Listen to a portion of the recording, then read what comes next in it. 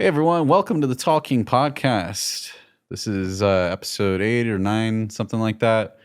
Who's counting? Who's counting?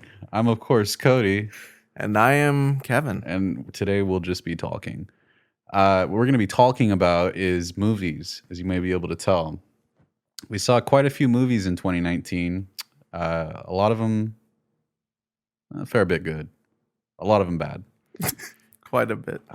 We pared down a list, each of us, of 5 individual movies that we thought were the best and 5 we thought were the worst.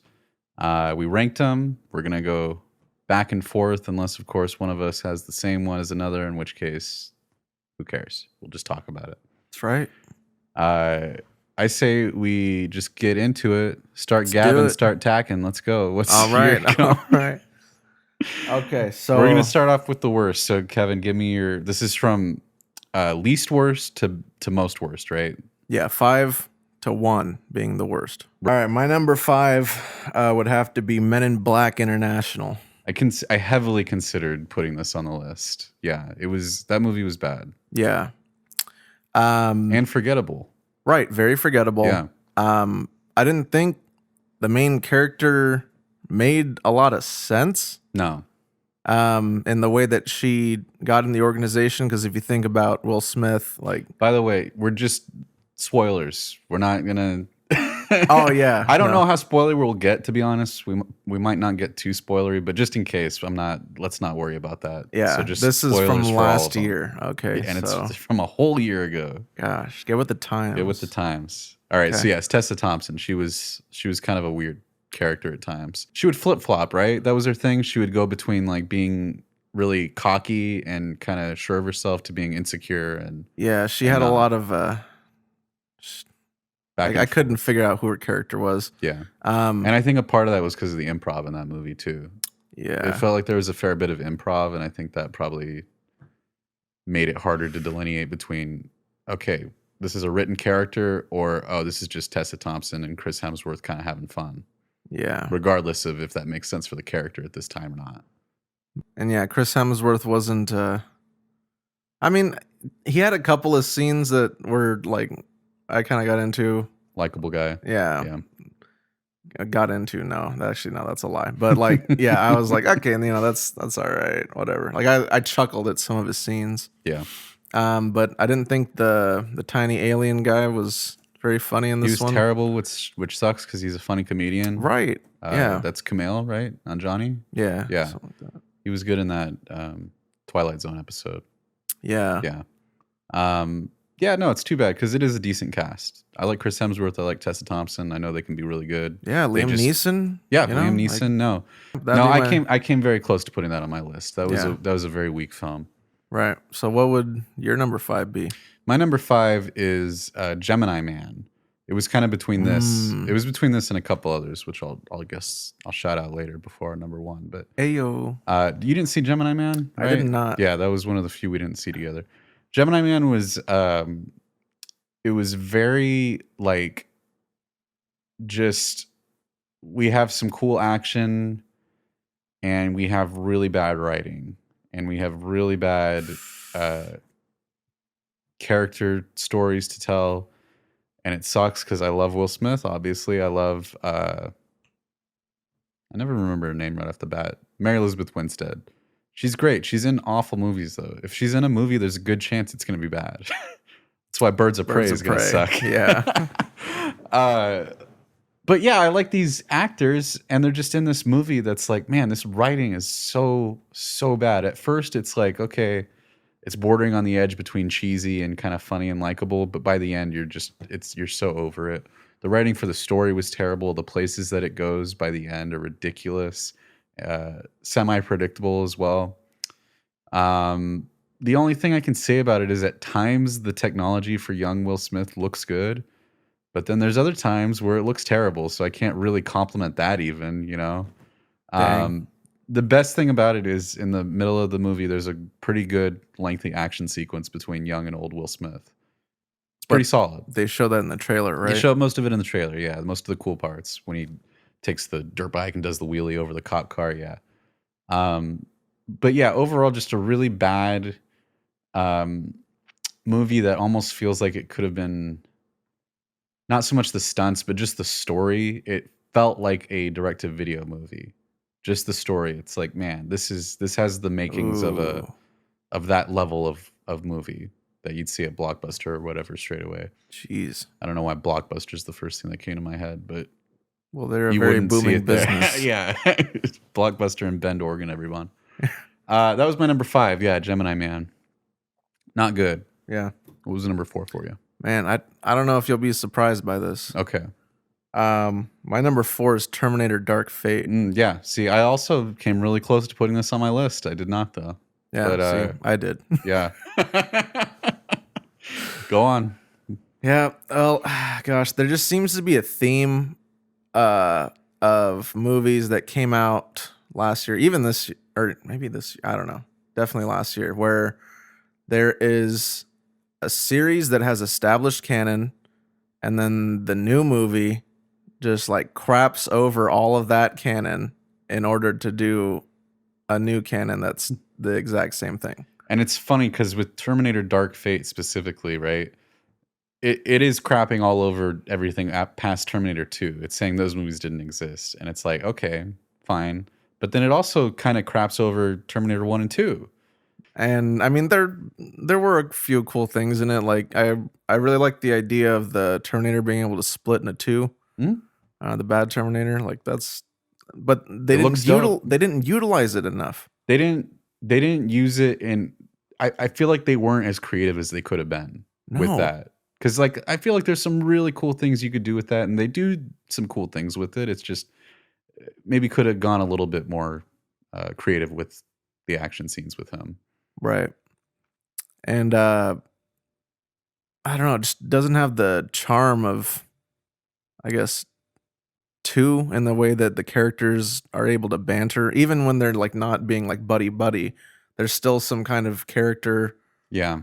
I don't know, development between these people, Yeah. and I didn't really feel a strong tug in this one. Like You had a couple moments, I think, where they were trying to do that, but I don't. Yeah, I agree with you. I don't think they ever really, fully developed that. There's a few cool moments with Sarah, but overall, her character is like doesn't really feel like Sarah Connor. No. You know, what they did with Arnie in the movie was pretty. Just the more you think about it, the worse it gets with Carl. Yeah. Yeah, I would the reason I didn't put it on here is because I think overall that movie is kind of just whatever, right? I don't remember how we graded it, but I think we gave it like a 5 or a 6, something. Yeah. Maybe a 6 somewhere in there. The action scenes are fun for the most part. Even as wild as they get, it's still like, okay, this is kind of fun and creative. Yeah. But yeah, the overall story was just not there. And the character dynamics weren't there. There were hints of it, right? I liked the chick from Blade Runner 2049. Yeah. Yeah, I I liked her in the movie, but we needed more. We needed more of that. We needed more of that, and I never really connected with the main character, which is not a good thing. No. The surrogate John Connor of the movie, I never really bonded with her. Yeah, and that scene where she's like doing the resistance stuff, that I did not feel anything. No, it's like the Transformers effect where they're just throwing so much at you. It's like I don't even feel any stakes right now. Yeah. It's such an impossible situation too. I hated everything they did with the future stuff in that movie. That was all bad. I hated all of that. Like I really did not like that.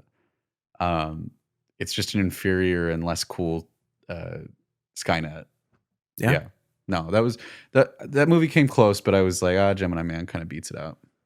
All right. Oh, but what beats out Gemini Man? What beats out Gemini Man is Fast and Furious presents Hobbs and Shaw. Yeah, I thought about putting this on my list. Yeah, this movie sucked. Yeah, so bad. It did. I think that I put this on my list over something like Terminator because I can find some redeeming things about Terminator. With this movie, like there was nothing. Everything was bad. The humor was the worst it's ever been in Fast and Furious. Just terrible. The action was boring. I was bored during the action. That's not what I'm supposed to feel during a Fast and Furious action movie.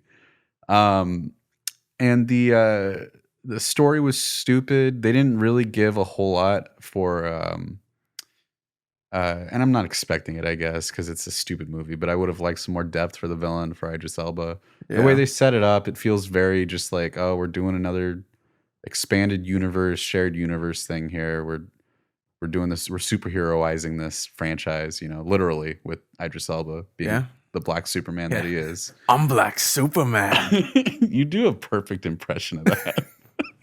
That is spot on. You should whenever Idris Elba makes a big movie that they then turn into a cartoon and they want to get his character for that, but they can't afford him. I'll be his voice actor. You'll be his voice actor. You'll be perfect. And it'll be like Groot, and that's the only phrase I say. Yeah, you can only say I'm Black Superman. I'm Black Superman.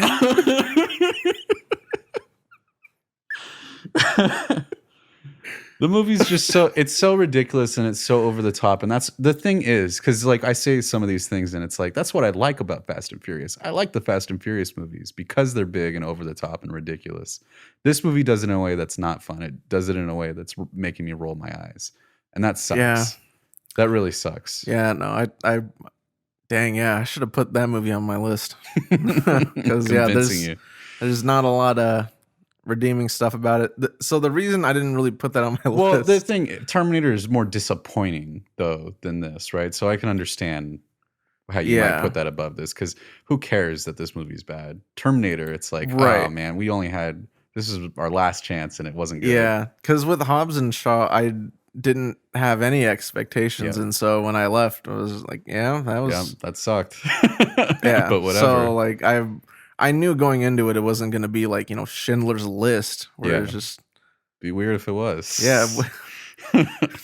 I don't really know what else there is to say about that movie. Yeah, they show everything in the trailer. Everything. Everything. I figured when I saw it, I'm like, you got to be kidding me. This seems like the final fight. Yeah, and it is. They show the biggest moments. I remember there being some really funny, like weird inconsistencies at the end too, where it's like nighttime and then daytime in the very next scene. Jeez, like, what happened there? Some odd editing choices. That entire thing with the trucks hooked up to the helicopter, that was terrible. Yep. Well, they put that in the trailer. Yeah.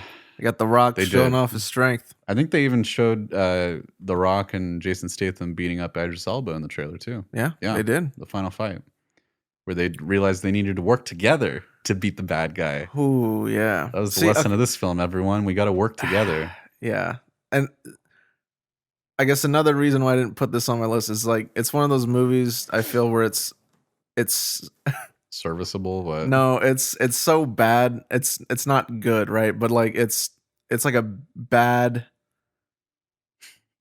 like if you do a drinking game to it, you'll probably be okay. Yeah, Fast and Furious was my number 4. And really odd cameos. Yeah, it just, hey, I'm friends with this person, put him in the movie. Number 3 for you. Number 3. No crossover yet. I know. Very surprising. I know. I feel we might have one in the best. One crossover? I think we'll have one. No, I think we'll at least have 2 or 3. Oh yeah, like if in the list. Okay. Yeah. All right. What's your number 3? My number 3 is Star Wars: Rise of Skywalker. Yeah, the more I think about that movie, and the more I like research about it, it's so it's so just like disappointing. Because it's the end of the saga. It's the end of the saga. Like this is canonical, supposedly. For now. Till 20 years from now. Yeah, until JJ retcons everything. Yeah. Until they bring the Emperor back again. Jeez, man. Like, gotta do it. Oh my gosh. There was a term that I had been stumbling upon watching stuff about like this movie, and it's called was it MacGuffin? Do you know about this? Yeah, MacGuffin. Yeah. Which was every object they come across, there's a new MacGuffin. Right. There's, okay, we got to go to this planet, new MacGuffin. Oh, we found the MacGuffin. Now we got to get the other MacGuffin on this other planet. Yeah, just one to the next. Yeah, you just summarize the movie. Yeah. Especially that first 2 acts, I would say. Out the MacGuffins. Add character depth. Don't bring back the Emperor. Why not have Snoke clone himself or as something else? Anything. I don't know what they were doing in that clearly movie. wasn't the plan after The Last Jedi, right? I don't No. think. Maybe it was for JJ initially, and maybe if he had made that second movie, he would have had more build up to the Emperor. But in this third movie, in the second movie, The Last Jedi, there's no inklings towards the Emperor coming back or anything like that. Which is why at the very beginning they're like, the dead speak, right? Immediately they're like, all right, we just got to get Palpatine in there from the beginning because we won't have enough time otherwise. Right. And that was their explanation. Yeah. If you watch the OG trilogy, you see the Death Star blow up twice. Yeah. Right? We see it blow up, yeah. Where is the wreckage? Where is this planet? What is the wreckage? Why did someone build a dagger yeah. that has a built-in, I don't even know what that is, mechanism where you have to line it up with the wreckage? You have to be in the right spot. You have to pray that wreckage didn't move. You're on a planet where everybody is scavengers, right? Or there's a lot of scavengers. People pick things for parts. In Mandalorian, right? He leaves his ship briefly, comes back, and parts are scrapped. Yeah. This is what would happen. Yeah. Especially with the Death Star, if it did survive. You would think. That MacGuffin would not be there. And why is... We know there was no Death Star wreckage in Return of the Jedi. We see it get just pulverized. It's gone. But let's say there was, right? Why would it go to this other planet? Why wouldn't it go to the forest moon of Endor? Because that's what it was orbiting. It was in orbit of that. So the explosion rocketed the other stuff away from it into another planet in that same solar system. What's going on there? Gosh. The stakes, I felt none of them. Nope. Absolutely not. Yeah, I didn't feel any connection with these characters. Finn, such a waste. Such a waste. Like, Ray! that is... Man, that's dude, the like, whole movie. yeah, rogue stormtrooper, right? Yeah. That's such a neat idea. Very cool. Yeah. And then they just piss it away. Yeah. Yeah. Gosh, yeah, Rey sucks. Rey in general, just right. Her whole thing is just like nothing there. I have no... What am I supposed to connect? Yeah. Like, with her? What trials did she overcome? Her story is all over the place. It's, I guess, about her just finding her family out who at the end of it all, and it's like, dude. Okay. it's just also unclean, right? That's the whole thing. Yeah. Yeah. And they treat the Force like it's some kind of like superpower in this movie. Well, which it is, but right? They treat it like they treat it like it's these people are on Force steroids. They're just injecting themselves with midichlorian. It's what it feels like, the way they treat it, and they pay lip service to it by saying Palpatine's got all the Sith in him, Rey has all the Jedi, but we don't. What does that mean? Why did they have that? Yeah, none of it makes any sense. Yeah, it goes against a lot of things. They retcon a lot of stuff. They don't go anywhere with the characters. Character dynamics between the three of them pretty good when they're together. It's fun. Yeah. C-3PO when he died, that was very heart-wrenching. So was Chewie. Yeah. I cried. Too bad they didn't die. Only the Too bad bad guys. we don't have any actual, consequences or anything. Ben Solo's only line is "ow." Did you know that? Oh, really? He doesn't talk after? Really? He says "ow." He fights. Yeah, I wish that whole finale was treated differently.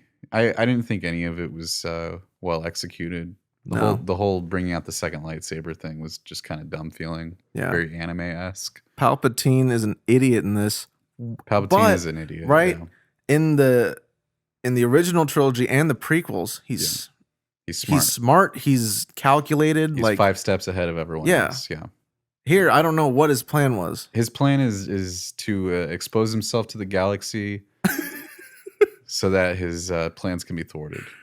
That's what his plan is. Yeah, just like in, like Metal Gear, you just yell all the time and you just reveal your location, right? You don't sneak around. No. I will say it makes the Mandalorian look better. For sure. Yes. My number 3 was Child's Play, which was. Did we both see this together? No, I did not see this. You didn't see this? Okay, I don't know who I saw this with then. Oh wait, oh crap! Did you see it?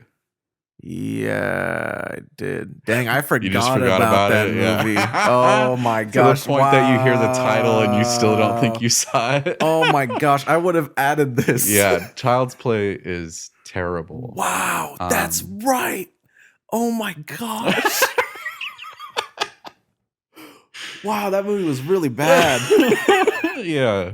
Wait, can I take out my one or two? No, but you can you can contribute to this hate session. Oh my gosh! Yeah. So the only sorry, no, go ahead. Yeah, this is your. It was what's her name? The Aubrey Plaza. Yeah, very weird casting to put a comedic actress in this scary role. The movie isn't scary at all. It leads more towards comedy. They're leaning into the silly aspect of Chucky, which is something that later Chucky movies did quite a bit. I don't think it's necessarily a bad way to go, but none of the humor in the movie works, and it's not scary, so you're not hitting either fronts there on what this film is supposed to be or what you're showing it to be. Right. What it comes from.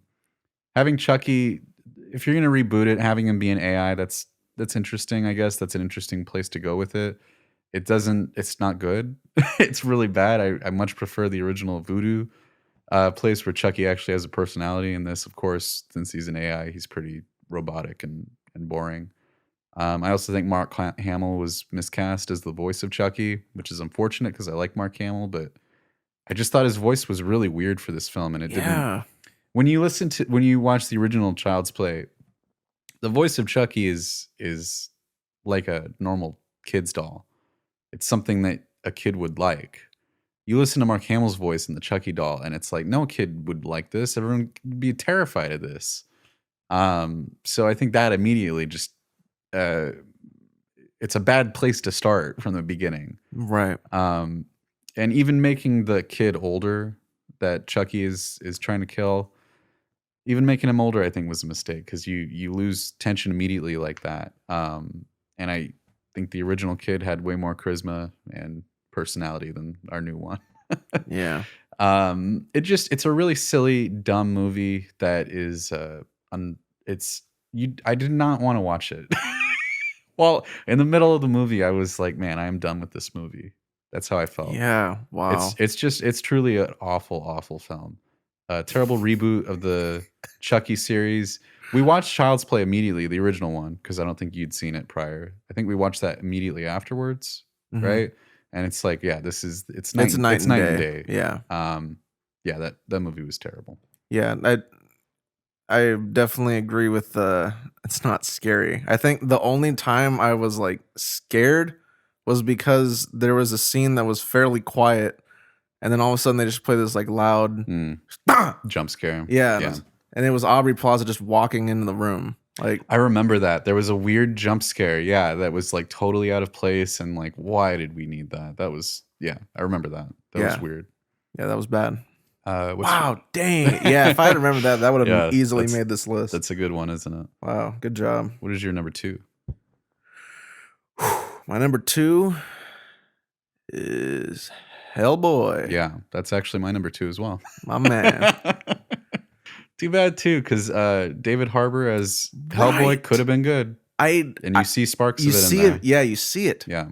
It's just the direction is not there. Terrible. His direction of the character is not there either, which sucks. I don't like Hellboy in the movie. Hellboy. It's a problem. Yeah, the editing is odd. Very bad editing. Yeah, that's a good point. The editing was weird. Jeez, because like I remember there'd be a scene where I don't know, he gets like knocked out, and then he wakes up, and then he gets knocked out, and then it's just like, what is the passage of time here? What? Yeah. Who are these people? What are they doing? Really bad ADR too. Yeah. For characters. Yeah. Ooh, yeah. No. Really bad CGI. Yeah, unnecessarily, or maybe not unnecessarily graphic, but like overly graphic. I think it was. Yeah. And I don't usually say that, but it's just like, oh man, this isn't like cool violence. It's just like gratuitous for gratuity's sake, I guess. Right. It's was it? No, not. Never mind. It's just violent. Just a gore fest. It's a lot of red. Yeah, I remember that, especially the giant scene that stuck out to me as bad CG. It felt like a bad video game cutscene. Yeah. Which sucks. I don't like, because there's segments in the movie. They had a decent budget for this movie. Just don't go beyond your means. No. You know, work within your means. If you don't think you can pull that off, then don't try it. Yeah, and man, save it for the sequel if this one's successful. Right. The character, or the relationship between he and his dad. The relationship. Can I help you with the relationship, sir? Yes. Okay. But yes, the relationship between him and his dad sucked. It was so bad. Wow. Yeah. That actor, dude, he's the guy from John Wick. Dang. Yeah, he's a good actor. But he's like slurring his words in this movie. They're using bad takes. It's so weird. Because he was drunk the entire time he was on set. Was I would wasted. be too. Yeah. Gosh. Both of the new characters kind of suck too. They show the end of the movie and the trailer. They do. They show the final fight sequence. The final. Yeah. It's not even a fight. You can't. It's literally just like, it's one of those things where it's like, oh, we're seeing the team fight one last time before we roll credits. It's pure action, nothing to do with the story at all, and they show that in the trailer. Why? It's not even that a good action scene. Why put it in the trailer? What else are you gonna put in there? They put the giant scene in there. They did put the giant scene in there. Yeah. It's too bad Mila Jovovich. You know, she doesn't. She tries. One thing I will say about this movie. Yeah. The pig. Yes. Pig character. Yes. The pig character was good. I'll give him one of these. Yeah, we liked him. He had growth. He had development. Yeah. Right. I think he had the most character. He had the most character out of every single person in that movie. I think we're gonna have the same number one. We're gonna have the same number one. Dark Phoenix. Dark Phoenix was terrible. Woo. I think Hellboy might be a worse movie, and I think Child's Play might be a worse movie. But just the cherry on top of it being the final real X-Men movie, just really cements it as being terrible. I think it's kind of the same reason you put Terminator as high as you did on the list, because it's a disappointment too. They're disappointments. They're all the end of a saga, and they all suck. They all suck. They all don't deliver. On, dude. No, it sucks too, because I was actually one of the people that was kind of a defender of Apocalypse. I don't think Apocalypse is good, but I think it's entertaining. It's better. And it's one, yeah, you can't argue that it's not better than this. No, Apocalypse actually felt like it was in the same vein as Days of Future Past. And Days of Future Past was excellent. First Class is pretty good. I think Days of Future Past is like probably the best X-Men movie. It's fantastic. Apocalypse not so good, but it still has some redeeming qualities that they could have ironed out and really developed these characters more in the next movie. And then they did this instead. It's one of the things I remember mentioning in the review is it feels super small scale. It just doesn't feel like this big gigantic finale that it should feel like. Yeah. There are cool scenes in the movie. I remember like that space scene at the beginning was pretty cool. I remember it's like, oh, we're getting to see them do a rescue mission, and they're working together. They're using their powers together. It's like, oh, this is cool. This feels like maybe for the first time the X-Men working as a team together, which is neat. But the rest of the movie doesn't follow through on that. They kill Mystique very close to the beginning of the movie, so all of her stuff is just gone. Yeah, that's what she gets for being like, maybe it should be called the X-Women. X-Women. Oof. So bad. Man, yeah. So bad. And then like Charles is all of a sudden an alcoholic. Professor X, he had problems in the past, but like in this movie, he's very cocky, right? And they make him really unlikable in this movie for whatever reason. He's like, he likes the attention that the X-Men are receiving. You know, he's letting it all go to his head, is what it is. But he's got a direct line to the president. Yeah, it just feels weird that we're going that route with this character. That doesn't feel like that's where we should be going. Yeah, they just tried. It felt like character devolving in order to have some evolution, just for the sake of it. Magneto, that actor, I can't remember his name. You know it off the top of your head? He's great. He's excellent. He always tries his best. Michael Fassbender. Him and Professor X, they are always acting at the top of their game. They never phone in a performance. Yeah, dang. They just have the worst material to work with. Right, dang. I could like it, if I weren't hearing the words coming out of their mouths and like I were just reading their facial expressions, like I think they're doing a pretty decent job. Yeah. Those they two try. people. They really try. They do. That final scene with them where they're I think they're playing chess again and they're talking before Magneto goes away. It's like, this feels great. None of the words, the dialogue's not good, but these actors have a genuine like chemistry together, and you can feel that even through the bad dialogue. Jean is terrible in the movie. She's awful. It's literally just a redoing of X-Men The Last Stand. And it's the same writer as X-Men The Last Stand. He's also directing it. I don't know why they did that. I almost forgot to mention the aliens. It's so easy to forget because they're so forgettable. They're so bland. They're so bland, boring. There's no character given to any of them, and we feel nothing when they're eradicated. Yeah. I mean, the big finale, right? An apocalypse, like Magneto is moving the earth. Yeah. They're pyramids going around. Yeah, you feel stakes. Yeah. Here, they're on a train. They're on a train in the middle of nowhere. Yep. No, it's a terrible movie. I never want to see it again. No, it's truly awful. All right. Well, glad we could agree on something. Yeah, that was we agreed with both our top twos, huh? Yeah. It's funny. Well done. I want to give a couple shout outs to other just terrible movies this year. Escape Room came very close. Yep. Captain Marvel. Lego Movie 2, which was more just a really mediocre movie, and I don't think it was bad necessarily. It was just really middle of the road. Right. But that made it disappointing because the first movie was so good, and Lego Batman was fun too. And Us, which was a pretty big disappointment because I want to like Jordan Peele's movies, but I don't know. He just doesn't do it for you. He doesn't. It doesn't follow through the whole way for me. Yeah. I don't know. Yeah. For whatever reason, I don't think he's got an idea and there's cool things you could do with that, and there's cool things he does do with that, but then it goes off the rails. And I think Us was way worse than... I didn't really care for the other one. What was it called? Get Out. I know a lot of people like that. I didn't really care for that, but I thought, okay, fine, whatever. It just wasn't for me. This movie, I was like, no, this is actually kind of bad. You thought it was bad? I thought it was kind of bad. Yeah, good performances, but bad movie. Bad. You have any you want to shout out? Yeah. I would say Aladdin. Yeah. I did not like that movie. Really boring. Just totally devoid of emotion. Yeah. And thing is, like,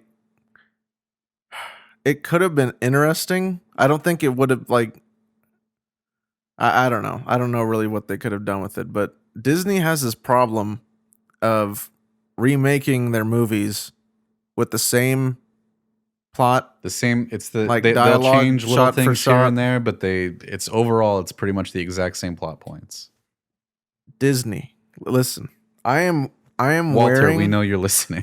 I am wearing one of your sweatshirts right now. I support, Disney. I know you guys can do good. All right. Stop being lazy with your stories. Okay. I know you got some smart people there. All right. I believe in you. In fact, I have one of your movies in my top 5. Okay. There's room for improvement. I want to see it this year. He's a fan. We just want good movies. Yeah. We just want good movies. Come on. They don't care about that. No, they just want the money. Yeah. Aladdin made a lot of money. Yep, and they're gonna keep doing everything. Yeah, and I haven't seen Lion King, but that would probably be on my worst list as well. Look forward to Mulan, everyone. Yeah, and Mulan. Come on, Disney. All right, now we're going to go to our top 5 best. Before we do that, let's do the shout outs. I did it backwards last time, so I'm going to give a quick shout out to... This is from 2018, but I would have put it on my list that year if we had done one. But I didn't see it until this year. Mid-90s, excellent movie. Go watch it. Godzilla actually came way closer. Actually, it did. I have it on here twice. Spoilers for my list. Godzilla's number 5. Shazam. Just a shout out to it because it wasn't as bad as I thought it was going to be. It was like, It was okay. Yeah. It was an okay movie. And Cold Pursuit. Yes. Not a great movie, but it's like, it was different. Right, yeah. I some good appreciate stuff. that. Good dark comedy. Yes. Some, I guess, honorable mentions for me. Once Upon a Time in Hollywood. I feel that movie's on your top 5. Yeah, it is. And I liked it. It's just I don't know how often I would want to like revisit it. Sure, it's a long movie. Yeah. But I know I wouldn't. Slow movie. Yeah, like I'd probably watch it again after some consideration. Sure. You know. But yeah, great characters. Quentin Tarantino kills it with dialogue. Excellent.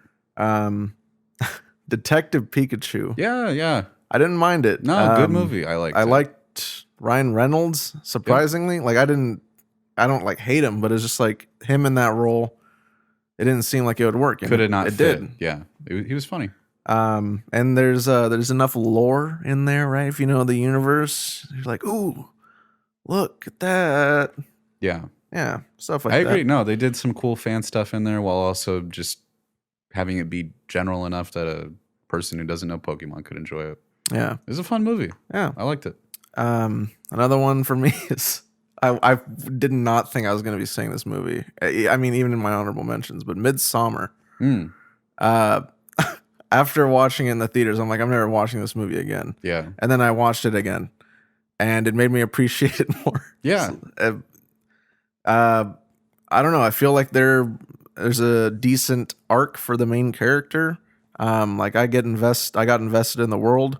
Kind of wish they showed a little more stuff, which, I mean, if you've seen the movie, you're probably like, no. But I don't know. I feel like they could have done there's areas for improvement. Right. For sure. Yeah. But yeah, I like the progression of her from the start to the end. I do too. Yeah. Yeah. Thinking like after watching the movie and thinking on it, like I like it more. Yeah. And then Us, actually. I didn't hate it. Yeah. It's terrible.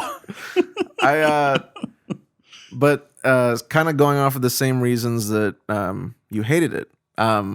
Like there are some ideas that like they're really interesting. Like I feel the whole the premise at the beginning, it kind of got me into the movie, and then the first like bit especially, like I was a lot more invested, and then it took that turn. I was invested in the first act. Right. And that's where I definitely understand, you know, where you're coming from. No, I really liked the first act, actually. Yeah, no, the tension was real. Yes. It was very tense. It turned into a little bit of a different movie after that. No, yeah, it completely went off. That's why I didn't like it. Yeah. No, I got you. Yeah. Yeah, shoot. All It's right. time for top 5. Go ahead and do your number 5. All right. My number 5 is going to be Knives Out. Oh yeah, good movie. Yeah. I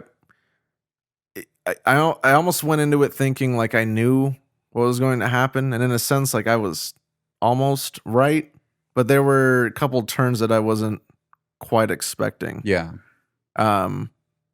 The characters are all pretty good. Yeah. And I think that helps the movie a lot where it does fail.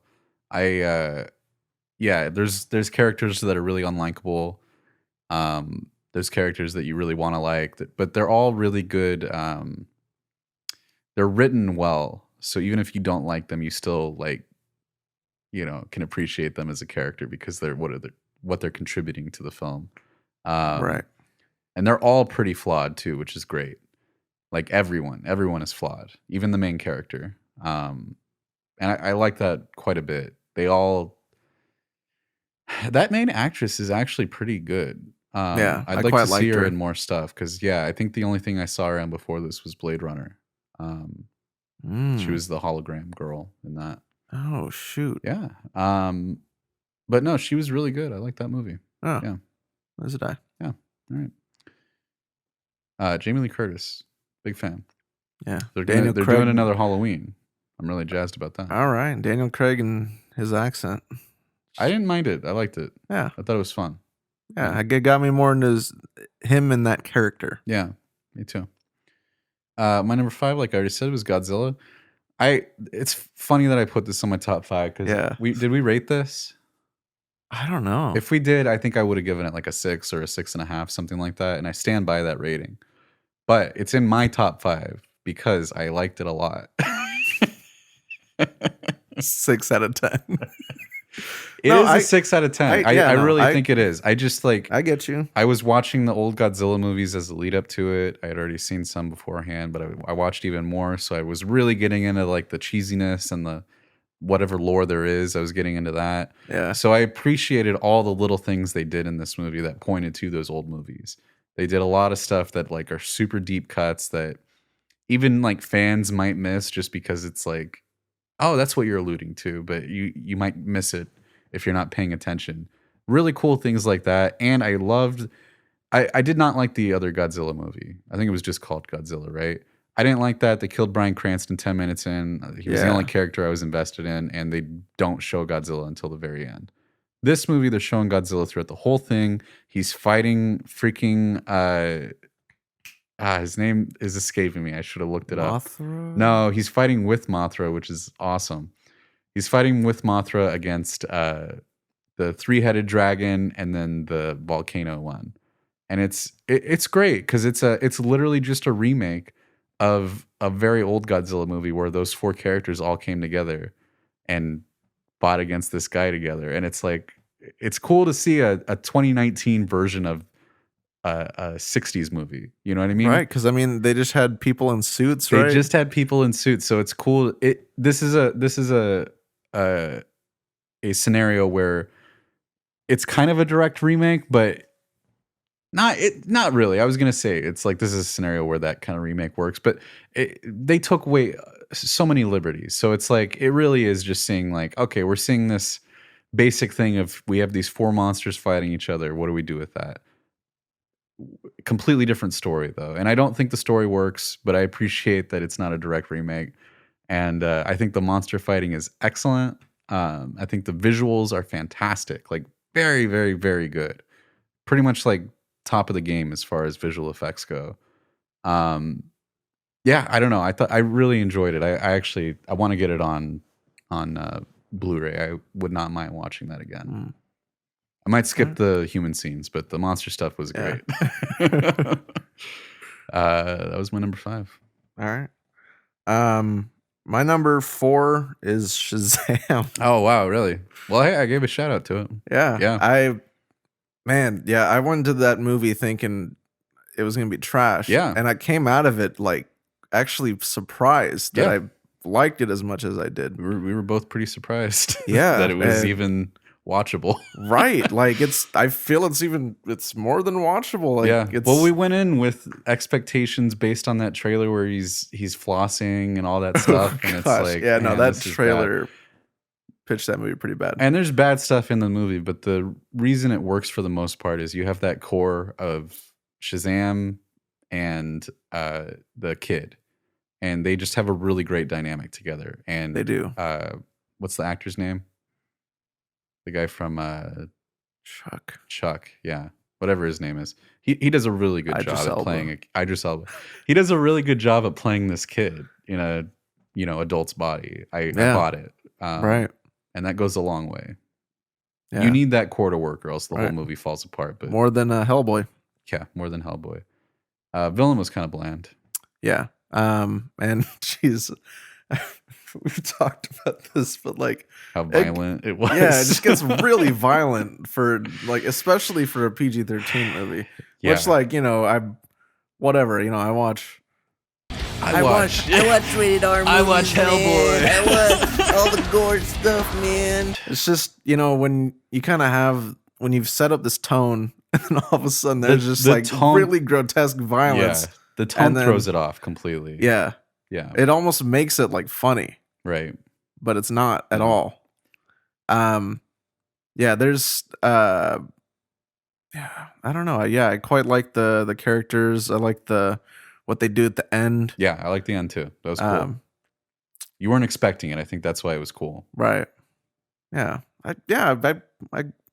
I liked it more than I thought I would. Yeah, me too. I'm interested in the second one. Right, yeah. I'm interested. Kind of forgot about it though. I forgot about it until I saw that list. So yeah, it kind of. I don't think people think about that movie when they think about like the DC universe, you know? I think it feels kind of separate from those movies. It does. Yeah. Yeah. Um my next one is Midsummer. uh yeah, the more I thought about that movie, the more I liked it. I really like that director. He's fantastic. He also did that other one. What was it? Hereditary. Hereditary. He did Hereditary. I liked Jeez. Hereditary more than this, to be sure. Like Yeah. quite a No. bit more. But As did I. I still really like the style of this movie. I think that makes it go a long way. The hallucinogenic effects that they do in the film are very, very good because of how subtle they can be. How you don't quite notice it at first. You're like, oh, is that flower actually pulsating? You have to look at it. Yeah. It's like, oh, yeah, it is. A lot of cool stuff like that. And as it goes on, it just gets weirder and weirder. It's going to a bad place. You don't know quite where. They fumble a little bit there with some of the characters, especially as far as deaths. But and there's just some weird decisions along the way that are like, what's going on here? Why is this happening like this?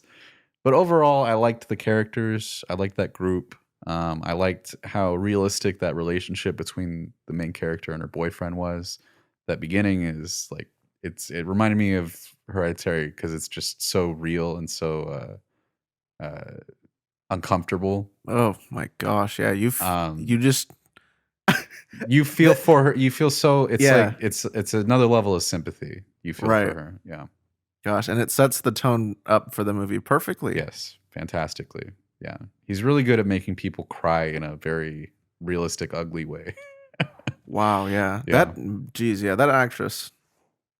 Yeah, no, she's She she's killed that excellent. role. I She's will have excellent. to say. I bought everything that she was doing. Yeah, no, and I'm really excited to see where this guy, the next movie this guy does. He's at this rate, he's one of my favorite directors. Definitely, probably my favorite horror director. Hmm. Yeah, Oh man. Yeah, huh. What other M. Night Shyamalan? yeah, Okay. yeah, Man, yeah, I'm surprising myself with this list. But yeah. here I go again. Okay, Number 3. again on my own. Down the only road. Number 3 is Avengers Endgame. Oh, really? Interesting. Yeah. Wow. Very high up too. Right. And so the reason this is here is I feel this is like what you do in a cinematic universe. You've built up all these individual characters. So by the time you get to the last movie, you've set up all these things over the course of so many films, and it all congeals. That's not the right word. Wraps up. Yeah, it all gets wrapped up here. And all the trailers for it led me to believe it was going to be a certain type of movie. And so when it got about, I can't remember if it was like a third or halfway through, it threw me for a loop. And then I didn't know, I wasn't expecting the movie to be the way that it was. So they did a good job with the trailers. Yeah. For this film. Yeah. And I feel that's why that moment is stuck with me, because I'm like, dang, I didn't know we were going to be doing this. And then Loki's the time travel that you're talking about. Yeah. Gosh, dude, it almost had that feeling of was it Mission Impossible 4, where just crap just keeps going wrong. And they're just like, the stakes are real. I felt the stakes, and it's just they'd have to adapt, and it's the end game. It's the Avengers Endgame. Yeah, they finally say Avengers Assemble. Everyone let out a sigh of relief. Captain America gets it. You know what I'm saying? Yep. My man. Yeah, not for me, but God bless. Yeah. Number 3 for me is Joker. I really like Joker. I thought it was going to be my number 1 at first, but then I was really thinking about it and looking at the list, and I was like, you know what? I really like Joker. It has some problems though. And I think these other 2 movies kind of go beyond what this movie did, but I really, really like Joker. I saw it 3 times in theaters. Joaquin Phoenix freaking crushed it. Yes. It's just, I think the reason it's doing so well is because it is so it knows exactly what it is, and it just commits to that, and you don't feel, because this movie, I assume, was given a lot of creative liberties as far as Todd Phillips, what he could do. Yeah, I don't, definitely. I can't imagine DC thought that this movie was going to do anywhere near as good as it has been doing. It crossed $1 billion, which is crazy for an R-rated movie. Yeah, I think that's double Rise of Skywalker right now. No, Right? They haven't hit $1 billion. yeah, they just did. Oh, they just did? Yeah, they just did. Oh, dang it. But it's doing really, really well for an R-rated movie. And not to mention, it was on a pretty low budget for these types of films. So it did phenomenally, because I think it appeals to people in a way that is a lot different from the Avengers Endgame type movies, where it's just like, that's superhero movies, but comic book movies can also be this too. They can also be really small character focused pieces, and they can be dark and disturbing. Right. And I think people can enjoy both of those things at the same time. I think that this movie proves that more than anything else, that we don't need the lighthearted stuff all the way through the whole movie. You know what I mean? Like, we don't need the comedic relief and all that to forget about the dark stuff immediately after Right. it happens. We can kind of revel in that a little bit, and actually have something to say too, which is great. Yeah, I think I'm really glad Joker did really well. I hope other studios kind of follow in suit and give their teams the creative freedom to explore characters in different ways like that. Right. It's very unique. It's set in the 80s. Yes. So It's different for a comic book movie. Right. Going off of that, Jon Favreau directed The Lion King. Yeah. Guy Ritchie directed Aladdin. Yes. Imagine if they had control of the stories in a much wider, like, creative aspect. Those could be interesting movies. Aladdin, maybe. Lion King, I say don't even touch it. Yeah, no, I don't actually, know no. Yeah, no, never mind. Forget Lion King. Yeah. I'm not watching that. But I could see Aladdin. I could see you doing an interesting take on Aladdin. Yeah, absolutely. But no, it's weird. That movie doesn't have Guy Ritchie's finger on it not at all. all. It doesn't have. It doesn't style. Feel like it. It feels very cheap, actually, which is very strange from a Disney picture. Yeah, I wish. I wish we'd gotten the Edgar Wright Ant-Man. Yeah. I don't know. It's a cool movie. I'm glad it's doing well. Yeah. What's your number two? Number two, that would have to be Mr. Week 3. Yeah, me too. That's my number two as well. Yeah. Very, very good film. Yes. I think I said before it might have been I might have liked the second one more. I'm way more on the fence now. It could go either way almost. Yeah. 3 is excellent. It is.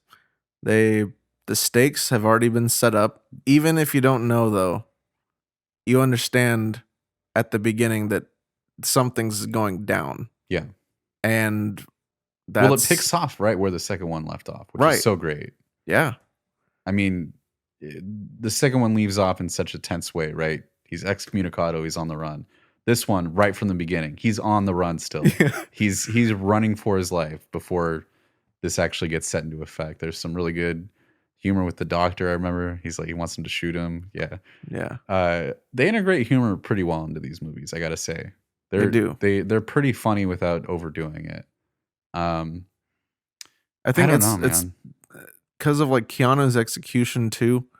He has a very interesting style, and it translates well to a movie like this. He's perfect for this kind of role. Right. Yeah. Yeah. It makes sense for his character. Yeah. I love that every movie builds on the lore.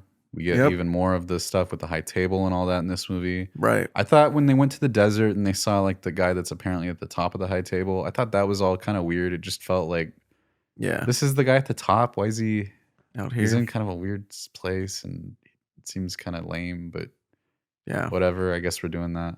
That was the only part of the movie I was kind of down on. The rest of the movie I loved. Halle Berry and her dog was fantastic. Yeah. That scene was great. So good. I think she did pretty much all of her own stunts, with the exception of a few probably, but she did a lot of them.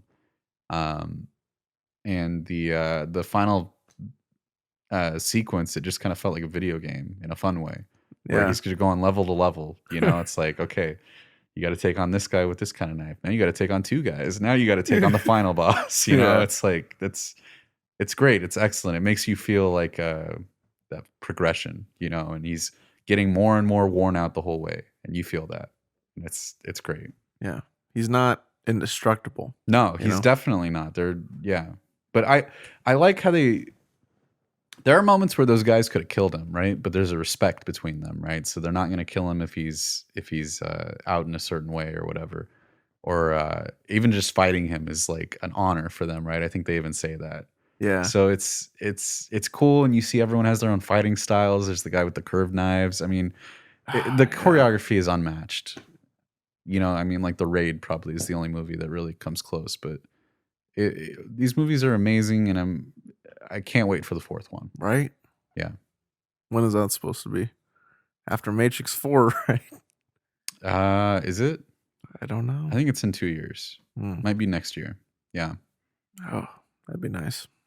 Are you pissed off, John? Yeah. Cut to credits. Yeah. Perfect. It's perfect. That's all I love you it. need. They know how to generate hype so well in those movies. It's excellent, unmatched. Yeah. What's your number 1? My number 1 was your number 3. Joker. Joker. Yeah, I came close to making that my number 1. Yeah. Definitely. Yeah, what was it? Yeah, after we had watched it, we watched Taxi Driver. And like you can definitely see the influence. Yeah. But I feel even Robert De Niro being in both movies. Right. Yeah. Like I feel that's okay though. Like because he's paying homage to it while also making it his own. Yeah. It's almost more of a, I mean, there's direct parallels you can draw too, but it's almost just like that style too.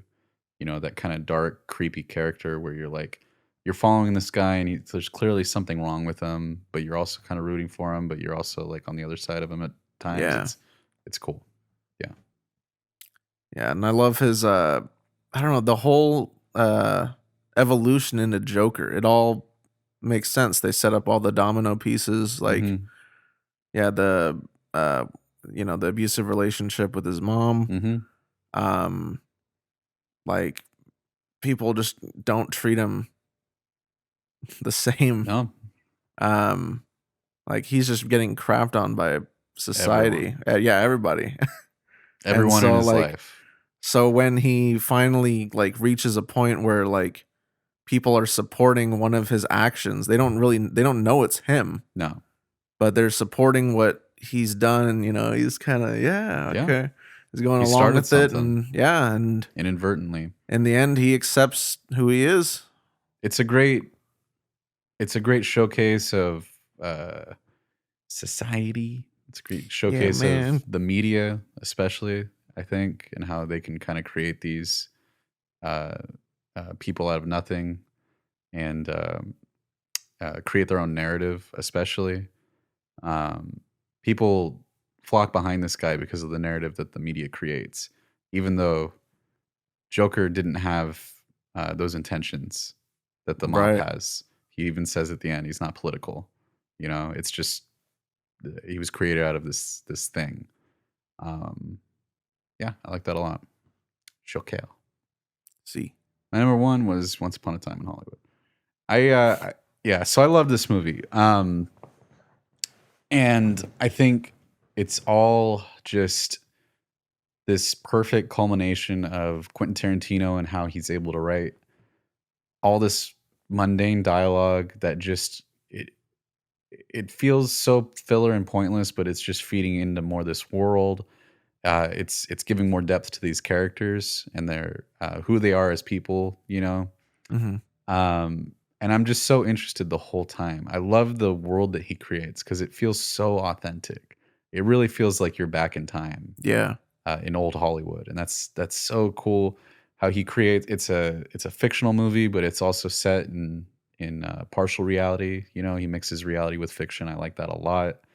And the ending, it all just leads up to this perfect ending that you're not seeing coming, and it's just like, but it and it's like at first you're kind of like, where did that come from, right? When you save Sharon Tate from being killed, and but then you realize, okay, it all comes it all comes together so cleanly. It's called Once Upon a Time in Hollywood. It's a fairy tale. It's this world he created where Sharon Tate, right? He portrays her as this such a young and hopeful a young actress. She's just getting her start in Hollywood, but her future looks bright. He's giving her the happy ending that she should have had in real life, and he's given all of Hollywood just this really kind of rosy glow, and I like that a lot. Um, it's a really cool send off uh, uh, for that character and for these fictional characters that he's created. I love Brad Pitt so much in the movie. I mean, Brad he is Pitt was so great. good.